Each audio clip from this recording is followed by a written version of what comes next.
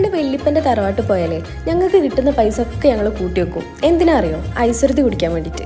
അന്ന് 1 രൂപക്ക് 2 രൂപക്കൊക്കെ ഐശ്വര്യത്തി കിട്ടായിരുന്നു. ഇതിനൊക്കെ ആണെങ്കിൽ പിന്നെ പറയാൻ വേണ്ട. വലിയ വാപ്പൻ്റെ പെരുന്നാൾ പൈസക്ക് വേണ്ടിയിട്ട് ഒരു നീണ്ട ക്യൂ തന്നെ ഉണ്ടാവും. നല്ല പുതിയ 5 രൂപൻ്റെ നോട്ട്.